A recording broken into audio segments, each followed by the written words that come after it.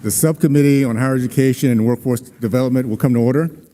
I note there's a quorum present. Without objections, the chair is recognized to call a recess at any time. Today's hearing addresses the growing threat of foreign influence in American education. The father of this nation, George Washington, was acutely aware of this threat and offered sage advice to future generations upon leaving office. In his farewell address, Washington warned, "History and experience prove that foreign influence is one of the most baneful foes of a Republican government." In the year 2023, Washington would look upon the foreign entanglements with disfavor and disappointment. China and other foreign adversaries are determined to undermine America's national interests and infect our political discourse. The modern battleground now includes college universities, campuses, and our students' young minds. In April, I took to the floor to condemn the foreign influence in our post-secondary academic institutions. I said then what I will repeat today: the manipulation of our children on American soil, paid for by American taxpayer, is unacceptable. For those who facilitate and undermine our institutions is traitorous. We're now in an era where too many American college and university administrators, due to financial incentives or bribes from adversarial regimes, choose to allow indoctrination on our American campuses. I call it profit over patriotism. Adversaries, monarchs, theocracies, dictatorships, and anti-American Chinese Communist Party pay for influence in our universities through foreign gifts and funding. It is the height of disloyalty. If the Biden administration will do nothing about it, we have a Republican Party in conference. I promise we will.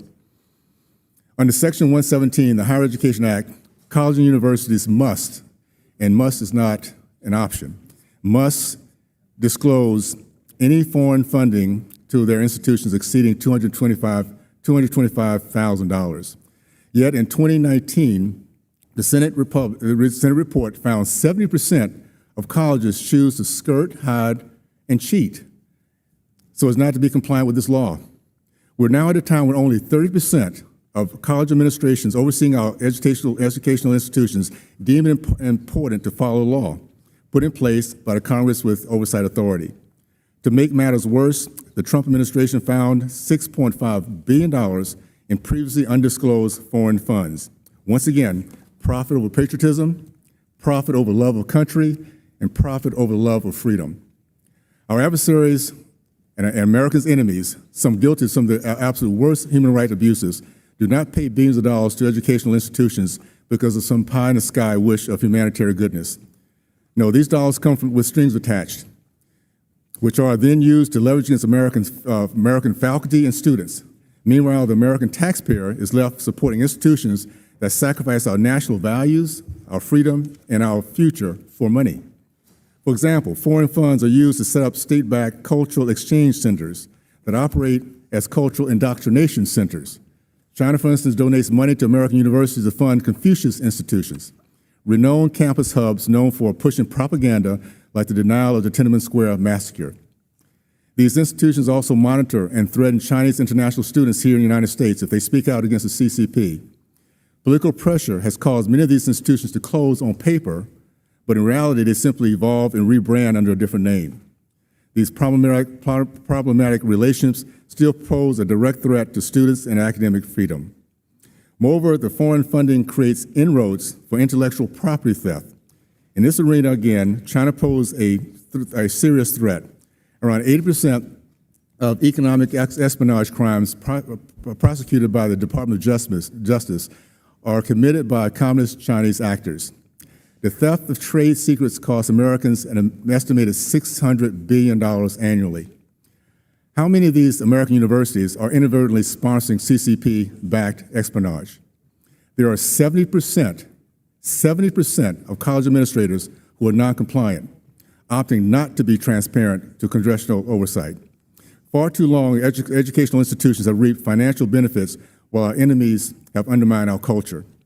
Ultimately, too many of these college administrators feel they're above the accountability and oversight. What else can we conclude other than there's a systemic sense of arrogance within these institutions?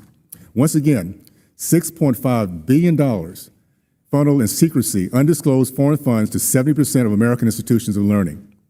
For a regime that is anti-capitalist, the CCP seems to have found a remarkable return on investment in our taxpayer-funded colleges and universities. It's time we take these foreign threats seriously, beginning with foreign influence on America's campuses.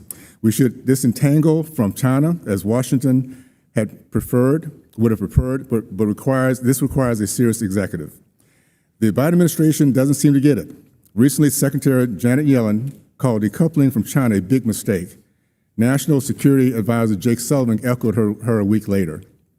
Biden's feckless Department of Education has yet to open not one single Section 117 investigation. The department talks on both sides of its mouth on this particular issue. The department blames Congress, saying that they are overwhelmed and lack funding. And yet the DOE transferred this authority to investigate these violations from a well-equipped Office of General Counsel to an underwater FSA. The FSA is ill-suited for enforcement is so ill-suited for enforcement that online portal to report these violations were broken for months with no communication. We also have no indication the department is conducting substantial reviews of any submitted disclosures. For those who are curious, what is the FSA? The federal student aid.